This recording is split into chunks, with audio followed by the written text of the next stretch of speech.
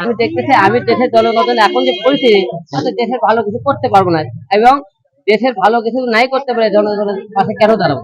তাই আমি মিডিয়ার লোক, মিডিয়াতে থাকতে চাই।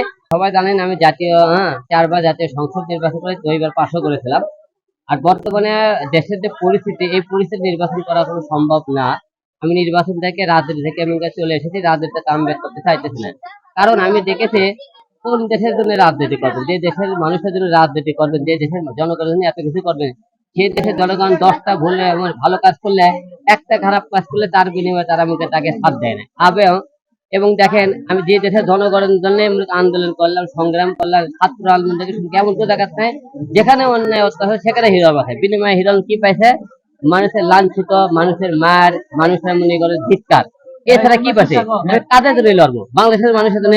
সে বাংলাদেশের লোকেদের ধরেন আইনের কাছে যাবেন, আইনের কাছে আদালতে যাবেন, আদালতে কারো বিরুদ্ধে মামলা করবেন, আদালতে দেয় আমরা নিস্তার পাই না।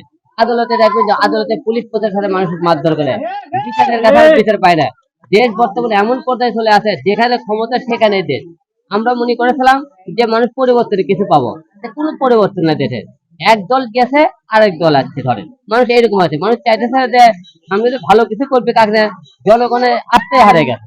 জনগণ যে আস্থা নেবে, আমি জনগণের জন্য কিছু নাই করতে পারে, সে দেশের রাজনীতি করে কি করবো?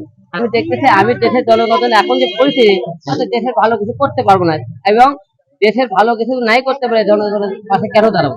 তাই আমি মিডিয়ার লোক, মিডিয়াতে থাকতে চাই, সামনে কাজ করতে চাই। অনেক হলো মনে করেন মানুষ পায় না হিরো, মানুষ দেশের জন্য কি করছে ভাই? আমি কি করিনি বলেন? যেখানে আন্দোলন সেখানে প্রতিবাদ করতে, যেখানে বন্যা আছে মানুষের পাশে দেয়, করোনা আছে মানুষের পাশে দাঁড়াতে, দুর্যোগ করলে হলে মানুষের পাশে দেয়, একজন অন্যভাবে মারতেছে সেখানে প্রতিবাদ করতে। আমি কোন মানুষটা হিরো আলম মানুষকে হিরো আলম অনেকে অনেক চোখে দেখে, কিন্তু বাস্তবে একটা লোক হিরো আলম দেখে আসেন যে মফস্বল গ্রাম থেকে, লো লেভেল থেকে একটা ছেলে লড়াই সংগ্রাম করে এত দূর পর্যন্ত আসা, আপনি একবার আসি দেখা।